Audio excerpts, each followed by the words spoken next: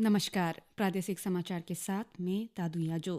मुख्यमंत्री पेमा खांडू की अध्यक्षता में आज राज्य कैबिनेट की एक बैठक में दिबांग वैली के जिला मुख्यालय अनिनी में हुई। कैबिनेट ने अरुणाचल प्रदेश स्टाफ सिलेक्शन संशोधन अध्यादेश 2025 को एक बिल से बदलने की मंजूरी दी। ये संशोधन सेवारत अधिकारियों के अलावा निर्धारित पात्रता मानदंडों को पूरा करने वाले एक रिटायर्ड अधिकारी को APSSB के चेयरपर्सन के रूप में नियुक्त करने की अनुमति देता है।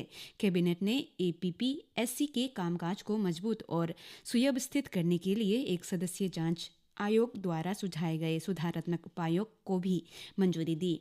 इसके अलावा कैबिनेट की प्रमुख मंजूरियों में स्पेशल एजुकेशन में 150 टीचिंग पद, जिला परिषदों में 99 JE पद और 99 UDC पद, साथ ही पंचायती राज निदेशालय के तहत अतिरिक्त पद शामिल है, जिसमें LDC और डेटा एंट्री ऑपरेटर शामिल है। कैबिनेट ने battle of minds, spelling wizard और मैथ्स और साइंस ओलंपियाड जैसे टैलेंट कार्यक्रमों को वार्षिक कैलेंडर कार्यक्रमों के रूप में मंजूरी दी।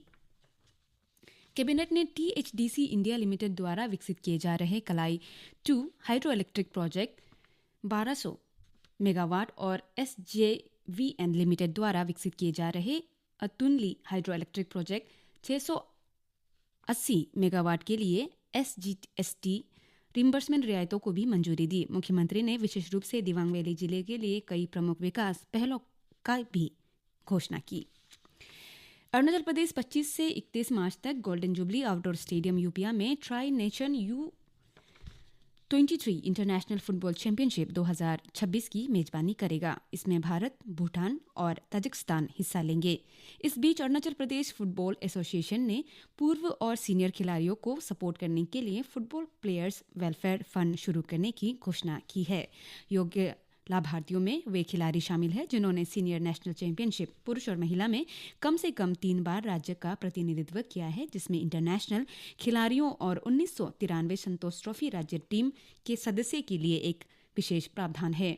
APFA यूपिया स्टेडियम में खिलाड़ियों, कोचों और रेफरी के लिए एक मान्यता कार्ड सिस्टम भी शुरू करेगा और रजिस्ट्रेशन फीस FPWF में की जाएगी।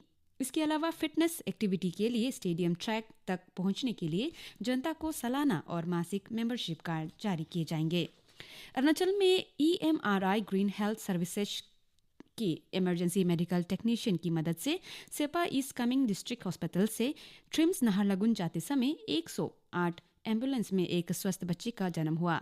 EMRI ग्रीन हेल्थ सर्विसेज, जिसे पहले GVK EMRI के नाम से जाना जाता था, ये 21 जून 2021 को राज्य में मुख्यमंत्री पेमा खांडू द्वारा 108 मुफ्त इमरजेंसी एम्बुलेंस सर्विस शुरू की थी।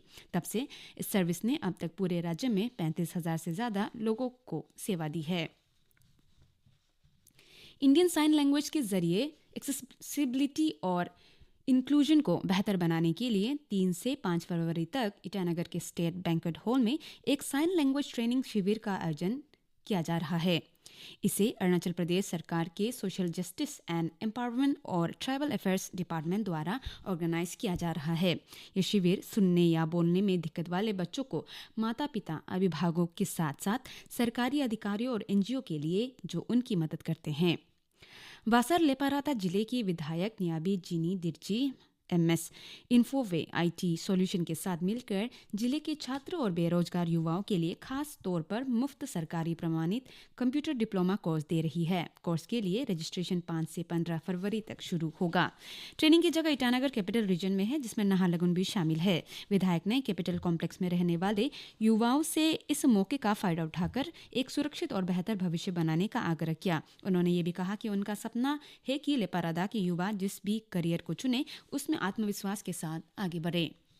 केई पन्नूर जिले के सरकारी स्कूलों में करियर गाइडेंस और स्किल डेवलपमेंट को मजबूत करने के लिए डिप्टी कमिश्नर ऑफिस के कॉन्फ्रेंस हॉल में एक दिन का ट्रेनिंग प्रोग्राम का आयोजन किया गया।